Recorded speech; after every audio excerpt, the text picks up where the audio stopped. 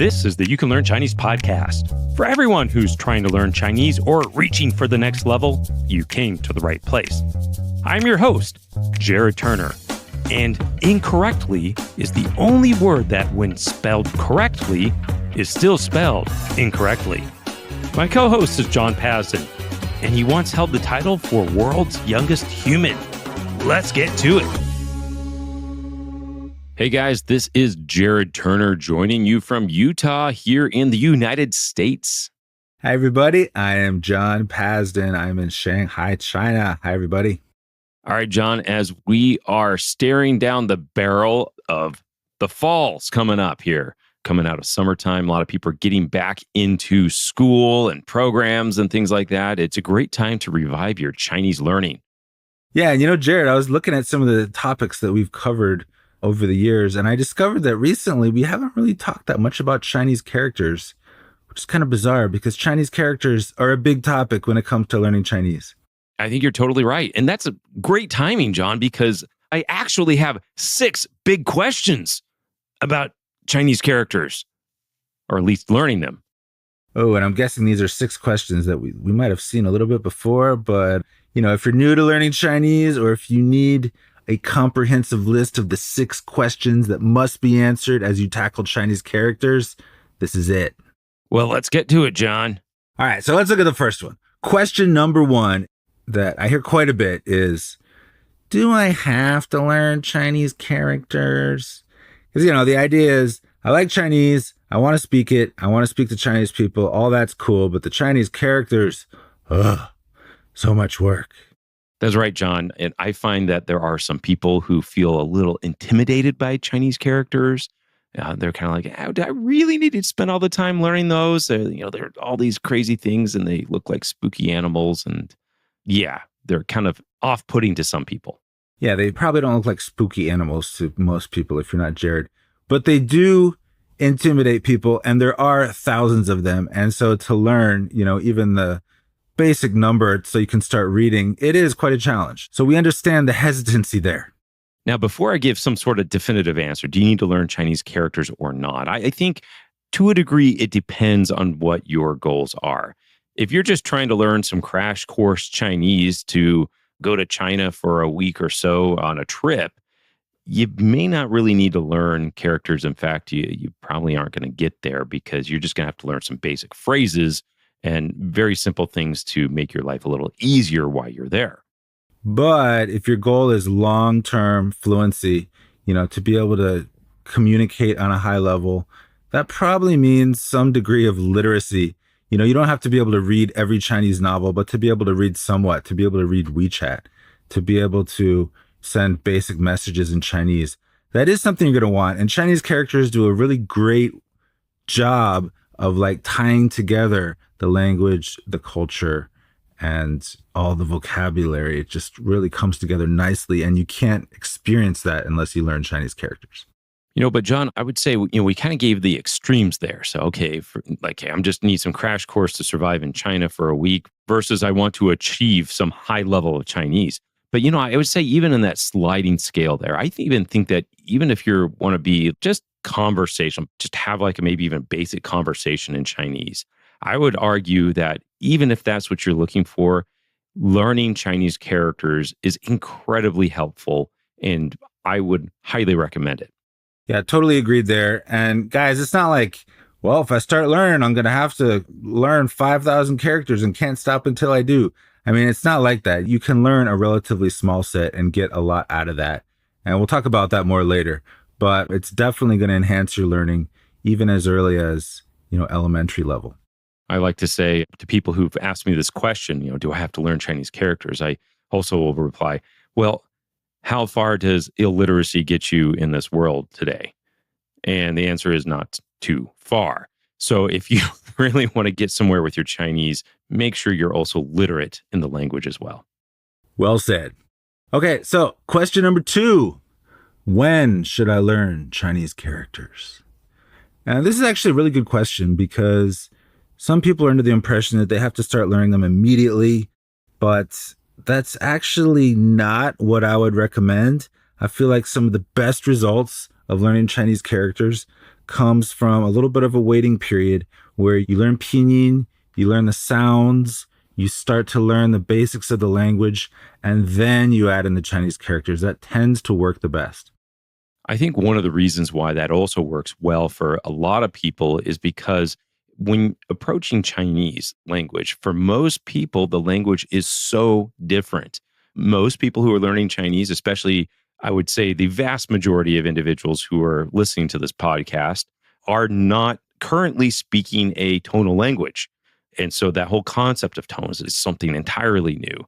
The pronunciation, the sounds are also very different than what you're used to. So those two aspects alone can take quite a while to get familiar with. And I would say even master would not be the word. Still don't feel like I've mastered tones myself. But these are something that, since they're very foreign and those elements of the language are very distant from English and many other native languages, that it takes a little while to get familiar with those. And I think that's one of the reasons why, hey, let's put learning Chinese characters off for just a little bit while you get down some of these fundamentals of the language. And although it's not the most important factor, it's worth noting that native speakers themselves, as children, they learn the language, they learn the sounds, they speak the language all before they try to learn any characters, right? And so, of course, you don't have to learn like a child learns Chinese. But I think it's just worth noting that, that works really well for native speakers, and it can also work really well for non-native speakers. So first you learn the sounds, you get the basics of the language, and then around the elementary level or so, you start to add in characters gradually. It's also important to note that some people have the impression that, hey, I've just got to start learning all of it right now, because traditionally there are a lot of Chinese language programs, classes, schools, things like that, where when they start people off, like they are starting out with characters and just everything. I recall a friend I had who started a Chinese course at a university in China, and he's like, day one, 10 characters a day, mountains of homework and things like that. And it was very difficult. That's a bit more the traditional approach to things. And I don't necessarily recommend it unless you kind of are a glutton for punishment. Yeah, maybe not the best for non-native speakers, and that's what Chinese kids have to deal with.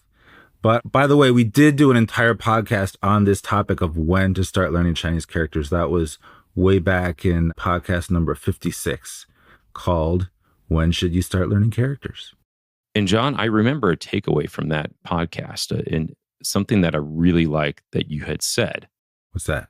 It's that when you have been learning Chinese for a little bit and you start getting confused by the different homonyms, the words that sound the same but that have different meanings, that's a good indication that it's probably time to start learning characters.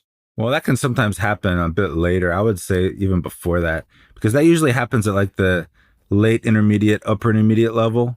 But if you wait that long to start learning characters, you feel like you have so much catch up to do and it can seem overwhelming. So I would say even before the intermediate level is a good time to start taking on the characters. I agree. And so I think this is good for anyone out there listening, that if you're in that boat and you are approaching that point where like you're getting, is this shit or that shit, right? Then that means you really should be learning these characters at this point if you haven't already. All right. So now on to number 3. Do I need to learn to write as well? So like handwrite. So a lot of people are kind of okay with the concept of characters, but they really don't want to learn to write all those strokes by hand. And frankly, I don't blame them. Learning to handwrite characters is difficult. It takes a lot of practice and a lot of work. And we've done a whole podcast on this topic as well. And there are actually lots of academics that are looking at this too. And if you haven't heard, you will be heartened to know that a lot of people, academics and non-academics, are starting to feel that typing is actually good enough. It's nice to learn to write by hand, at least some, but typing characters in some ways may be even better than handwriting. Absolutely. I always mention that, hey, the last time I really had to handwrite characters, it's been, oh gosh, John, I was in China this year, but before that, it's been like 6 years. And even when I was living in China, the only times I really needed to handwrite characters is filling out some government form every once in a while, like once or twice a year. Yeah, here living in China, I do write occasionally, but it's mostly just like family stuff, names. And yeah, typing, however, I do it multiple times a day, all day long. I do as well. I think I type in Chinese, if not every day, it's pretty close. So we actually covered an academic paper on this. It's in podcast number 9, Why Typing Characters is Better Than Handwriting. So this movement is gaining steam. And so please don't let this throw you off too much. If you want to learn to write by hand, awesome. You totally can. Nothing is stopping you. But don't let that stop you from learning characters by typing and reading. And John, there's just this story I want to share real quick of a friend back in Shanghai. He'd been there many years. He could speak Chinese quite well, and he was getting ready to go back home. He was moving home, and he expressed to me a regret. He's like, I just wish that I had learned to write in Chinese. I said, what do you mean? I mean, like, you speak Chinese. I'm like, wait, you can read characters, right? I swear I had him on WeChat and he could read things in Chinese. And he's like, oh, I mean, like, I feel like I haven't really achieved fluency or really know Chinese unless I was able to handwrite. And I wish I would learned how to handwrite characters. And I told him, I says, oh man, look, dude, don't worry about that. That's a totally different skill set. And just to put a finer point on that, John knows this, that when my kids were in Chinese school, they would have homework every day and they need to, write all these characters every day.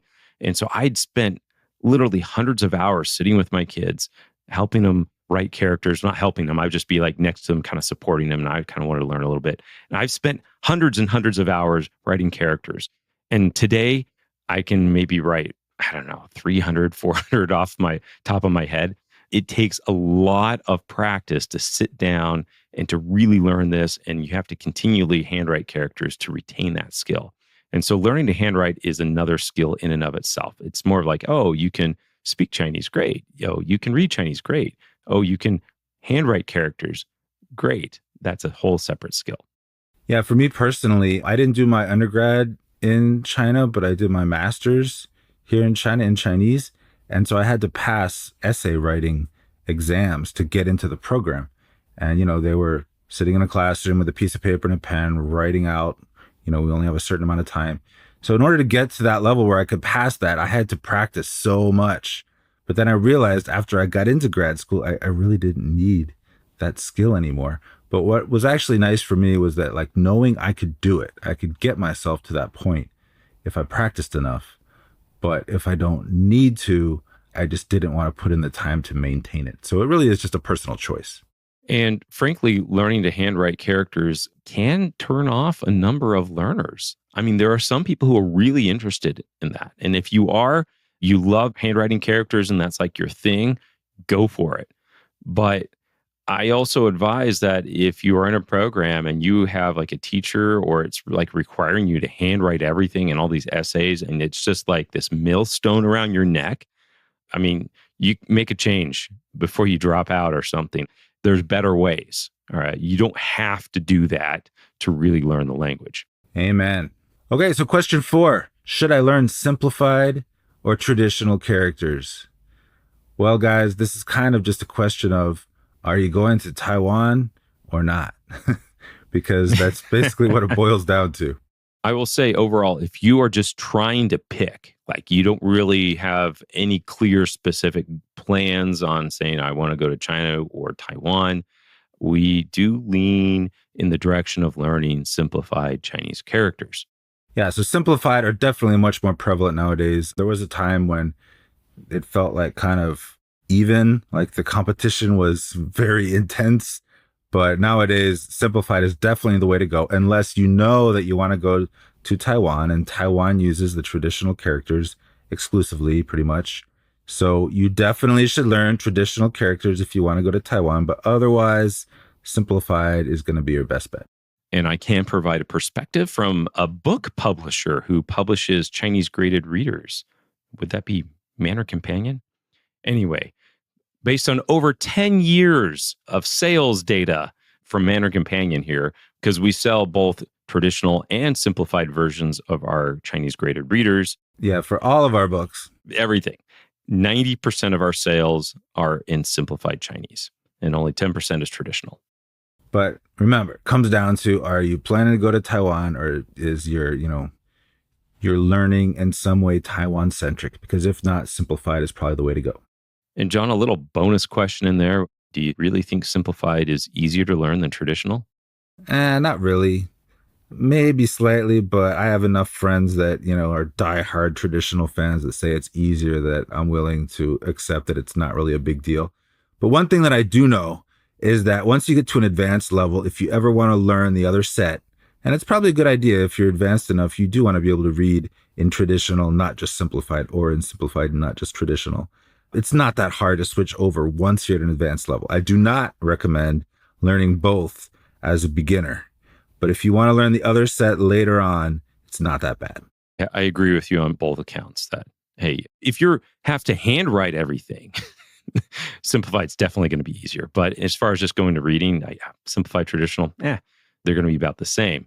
But I will say, John, is that I agree with you that once you learn one, you can learn the other. And yeah, I don't even know if you need to go to advanced. I mean, like when you got a good command, I think of the language, at least intermediate, upper intermediate. But John, I actually started learning traditional characters when we produced our traditional versions of our graded readers.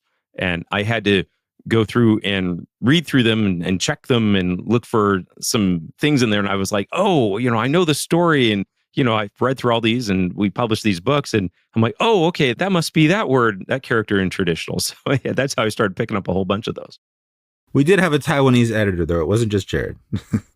Yeah, I didn't edit them, but I did have to go through pretty much all the books at one point. And yeah, it really overall wasn't terrible. I think to start learning those, to pick those up, I picked up a little faster. And there's still a lot I don't know. But if someone sends me something in traditional characters, like a WeChat message or something as a Taiwanese friend or whatever, I mean, I got most of it. So you can kind of pick up both. But I digress here. But the point I'm trying to make here, John, is that if you can learn both, and it's not terribly hard to do, but as you said, don't try to do both at the beginning. Yeah, and you don't need to do both. All right. So don't worry about how much you don't have to. Yeah. Fun Jared had, learning traditional characters. You only need one, and simplified is probably the way to go. Don't listen to me. Okay, so question number 5. How should I start learning Chinese characters? So if you've accepted that, you should first learn the pinyin, the sounds of the language, get some foundations in terms of vocabulary and grammar, then how do you start? That's a fair question, and there is some stuff you need to learn about characters. So characters are not just a jumble of random strokes. They do have a structure to them. And if you can spend a little time understanding the structure of characters and which components tend to repeat, that kind of thing, then you're going to have a much easier time as the characters start to, stack up, pile up, and you're learning more and more. Because no matter who you are, your brain can't handle just thousands of just random things. You need to take advantage of the structure which is inherent to Chinese characters. Wait a second, John. Are you suggesting that I should learn how to handwrite Chinese characters? No, you don't need to handwrite them, but you need to understand how they're composed. So, this character has a left part and a right part, and the left, means this, and the right, kind of connects to the sound.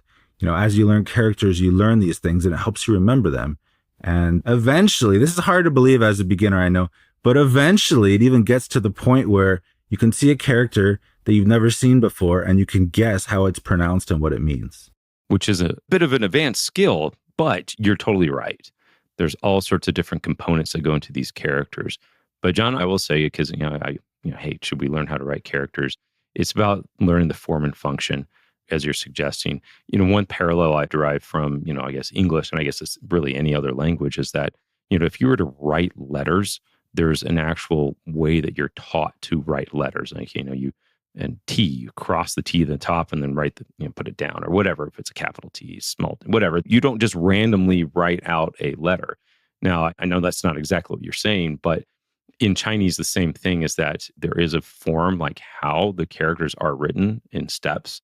And then there's little components of those characters and they kind of are assembled in certain ways. And so I guess that's perhaps what, maybe I'm taking a little further what you're saying, John, but I think, yeah, it's the form and function to how these characters all kind of come together, not just even how they're handwritten, but also how they're kind of assembled. And we've mentioned before that when you start to learn to read, you don't need to learn thousands of characters to read something. Mandarin Companion, Chinese graded readers, we want you to start reading as soon as possible. You can read our breakthrough books with 150 basic Chinese characters. So it's definitely to your advantage to start trying to read simple Chinese early on. We did talk about this way back in podcast number 47, how to learn to read Chinese, baby steps to real reading. That was part 2 of a 4-part series. But you definitely want to start reading early if you can, because that's really going to help solidify the characters that you're learning. Now, one tangent on this, John, is that people will often talk about radicals. And radicals, a little bit of a misnomer. I guess the appropriate term is components, the kind of these different building blocks of Chinese characters. Would you suggest to a learner that they should go ahead and learn a bunch of these radicals, components, early on, or even before they really get into characters, or just kind of learn some of these as they go along? So let me just say that radicals, they're not so much a misnomer as an outdated concept, because we needed the concept of radicals in order to organize dictionaries when that was the only way to look up a character. But now that we look up characters by copying and pasting, or by, mouse over pop-up dictionaries, we can just think of them as components, because you don't have to worry how to look up a character in a paper dictionary, right? So to answer your question, yes, it helps to know the different components, especially certain very common ones. But do you need to learn like the list of the 200 most common components and then start learning characters? No, you don't. Because the most common ones, you're going to start seeing them repeated pretty early on. And it's just going to be a part of your learning process, of your learning journey. You're going to learn more and more of these components over time. Well said. Okay, so that brings us to number 6. How can I remember thousands of characters? This does seem a bit crazy. And I mentioned before that, there is a structure inherent to characters. People created them, invented them, and it does have a certain inner logic that is a bit hard to understand at first, but you will eventually grasp, and you need to grasp in order to get them. But that doesn't mean that in order to learn characters, you have to learn, the entire history and evolution of every single character. Yeah, that's right. You're going to run across some articles or things where people who don't really know anything about Chinese will say, oh, Chinese has 60,000 characters. And yeah, I guess you could say that. But there's only, John, I think it was 3,000 characters account for 98.5% of all of the written language in Chinese? Something like that. I don't have the numbers in front of me, Jared. But it's something like 5,000 characters account for, well, it's not 100%, but it's pretty dang close. Yeah, the more you learn, the smaller percentage of what you're going to actually encounter it is, because the characters that you're learning are increasingly rare.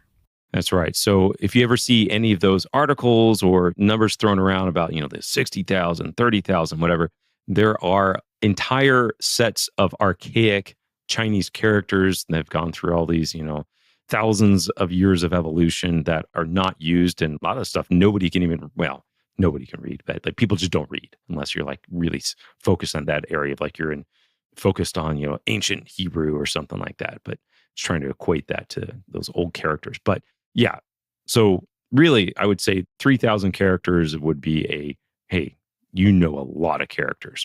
So just getting that set out there, throwing that out there, John. Okay, but the question is, how can I remember thousands of characters? So I mentioned that you don't have to learn the historical evolution of every character. I mean, you could. Some people love that and they do that, but you don't have to. So there is a famous method called the Heisig method, named after James Heisig. And his method is to break down characters into individual components and to memorize each character as a unique combination of these components and make up stories. And the components all have a meaning and a name, but they may or may not correspond to the actual historical meaning of the character. So some people love this method. They're giving like a bunch of nonsense meanings to the parts of the characters and finding stories to help make sense of them. And other people find it like, I don't know, like heresy. And they would much rather learn how characters actually came to mean what they do. So John, it has a term. It's called mnemonics, right? Yeah, mnemonics. I can never say it right. And there are a lot of programs that are built around this concept. And one popular one out there is Mandarin Blueprint. but you're going to find a lot of things out there. I even think, John, isn't even like Chinesey. I know it's built off of kind of like more pictorial depictions of, but That one's not even the Heisig method. It's a bit of a mess. But like there's also the Outlier Chinese Dictionary, which is an add-on you can get for Pleco. And that one goes the more historical route and really puts more scholarship into understanding the form and the function of the parts of the character. But on top of that, John, I would also suggest that, hey, there are some great methods like this, like the Heisig method. But in general, also, I mean, simply putting post-it notes, on things with Chinese characters, flashcards is a very common thing. So there are just some real, very traditional, other common ways that you can just continually get exposure to these characters to help you memorize them. Yeah, and I would say that it's kind of a personal thing. Like for me personally, I do want to learn the history of a Chinese character. But once I discover that it's just a total mess and that it's not helpful and that like none of the history of the character helps me remember how it's used today or how it's pronounced or just anything, then I'm just not going to use that because it doesn't help me. So like the person component, all right, I'm going to remember that that's a person and it's very useful. But like certain other ones, I just really struggle to use the real meaning or the historical value of it. And so I come up with stories if I have to. I'm going to go back to that Chinesey thing. It is kind of a mess because they're like, oh, every character has some sort of illustration depiction of what it means. And no, it doesn't. Some do, but not the majority. Yeah, I feel like Chinesey for quite a few characters is like, we'll just make a character fit onto a picture of a lion. And it could be any character, but, this one means lion, trust us. But I will say at the end of the day, remembering thousands of characters, it is a matter of repetition. And honestly, I think one of the best ways is reading because you start to see characters in context. It gives you more meaning to those characters. And many flashcards and other programs, to help you memorize characters or even just vocab words, it doesn't matter what language. They have this thing, spaced repetition. Well, reading is the granddaddy of spaced repetition. That's where it all starts. And it's actually a little better because you do have things in context. It's not just a word isolated. It's embedded in a sentence that has something deeper in it than just, hey, here's this character you should try to memorize. Yeah, for sure. So you do want a way to kind of make sense of the characters and the form, and you want to take advantage of the inner logic of the characters. But yeah, you got to repeat them. It's not like you're going to come up with a great system where you look at a character once and you remember it forever. You're going to need to repeat those. And so definitely reading is the way to go. And I will put one more aspect on this is about, hey, remembering these characters. Well, one of the things research in reading has shown is that in reading in English or any other alphabetic language, when you have achieved a level of fluency in the language, you're not just looking at a word and you're not sounding it out. It actually becomes a sight word. So you just look at the word and you just know it because it just has like how it's arranged. You just know the word. You're not sounding everything out. And essentially that's what Chinese characters become as well. They become like sight words. In fact, we have to develop that level of recognition in Chinese, it's a little bit higher level of recognition. We have to achieve that level of recognition in Chinese. So it's a little harder to kind of learn to read because you can't sound those things out. But essentially, once you achieve some level of fluency, it's essentially the same because you can just look at it and you know the word and you know the meaning. So to a degree, high levels of reading in any language are virtually the same. So good luck, guys. You can learn Chinese characters. We recommend it. And there's a lot of joy in that as well. So there we go. Those are the 6 big questions about Chinese characters. Probably more about those questions than you probably ever really wanted to know or even thought to ask. Yeah, so if you've been thinking about learning Chinese characters, don't keep putting it off. And speaking of learning Chinese characters, John, I hear that you have a new book coming out. Something about learning Chinese characters? Yeah, actually, I'm excited to talk about this. It's already out even in ebook format. So the name of the book is Learn Chinese Characters by Reading, a foundation course in 200 Chinese characters from zero to basic literacy. So this book is about learning Chinese characters. How related to what we're talking about. But no, tell us a little bit more about this, though. Right. So I've been working with learners since 2010 at All Set Learning and getting people into Chinese characters. And some of them were beginners. Some of them were like intermediate who had never looked at characters.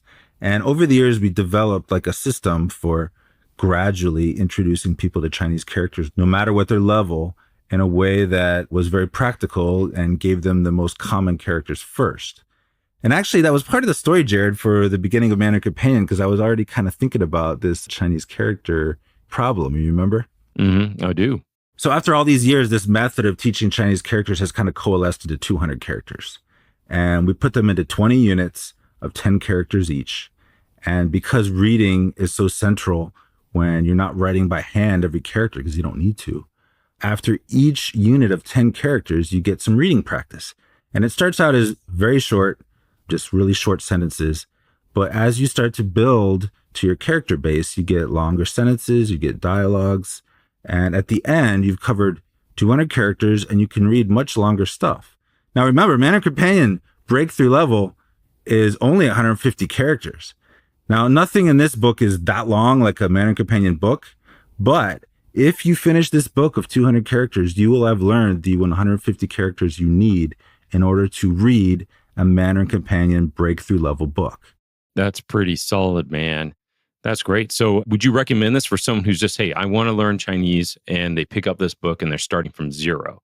Or would you suggest, hey, they're learning some of the other basics of the language, and now, hey, I want to approach characters? Yeah, it's a companion for someone that wants to learn characters. So this is not a book to learn all Chinese. It's good if you already know pinyin, you probably already have like some basics. But, even if you're intermediate level, this is a great book for you because you'll know all the words and then you're just assigning characters and slowly building up the literacy. In fact, I worked with a lot of people like that. And so if you're in that situation where you have the vocabulary but you can't read, you'll be able to get through this book quite quickly and then move on to stuff like graded readers. Like the Mandarin Companion breakthrough level graded readers? Using only 150 basic characters? Those graded readers? And from there, level 1, 300 characters, like this is really your way into the reading habit, and it works.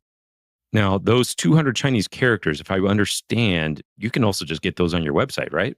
Yeah, actually, we have made the list of 200 characters public, and you can see what they are. You can see the pinyin, and you can even see the stroke order. Because if you're learning Chinese characters, you don't have to learn to write, but if you want to, then sure, right? So we made this website, it's a companion, where if you've got the book and you want to know how to write each stroke of a character, you can check the website. But, at the same time, you can just check the website to see what the 200 characters are. And if you want to learn them well with the reading, then get the book, Learn Chinese Characters by Reading. Well, John, this sounds pretty awesome. And I know the ebook is available right now on Amazon, and you are currently working on getting the print book ready to go, right? Yeah, that's going to be coming out soon, just a little later this year. Well, fantastic. And we also have a foreword written by Matt Koss, who is the man. Yeah, so Matt Koss has been interviewed on our podcast, and he's also a co-author of a book called Transforming Hanzi Pedagogy in the Digital Age, Theory, Research, and Practice. He's part of a group of academics that are really on top of this new trend of reading and typing rather than writing by hand. And so this book is kind of a way to do it, whereas Matt's book is about the academic theory and the pedagogy associated with it. Yeah, he's definitely one of these up-and-coming academics in the Chinese language community. He's fantastic, and it's not going to be the last time you're going to hear about him on this podcast. But this book is really exciting, John. I'm looking forward. I'm sure it's going to help a lot of people and hopefully make some waves. All right, thanks, guys. That's called Learn Chinese Characters by Reading, and we'll have some links in the show notes for you as well. You have been listening to the You Can Learn Chinese podcast. My name is Jared Turner, co-founder of the Mandarin Companion Graded Reader Series. My co-host is John Pasden, co-founder of Mandarin Companion, founder of All Set Learning, the Chinese Grammar Wiki, and Sinosplice.com. If you like this podcast, subscribe. Take a moment to text or message this episode to a friend or share it on social media. It really helps us to reach more people. You can leave us a review on iTunes or reach out to us at mandarincompanion.com or find us on Instagram, Facebook, and Twitter. You can find our Chinese Graded Reader series on Amazon, iBooks, Google Play, or wherever you find your books. Apologies to John Cena. We just ran out of time. The You Can Learn Chinese podcast is produced by myself, Jared Turner, and our editor is Jasper Chua. And a special thanks to my co-host, the man, the myth, the legend, John Pasden. See you next time.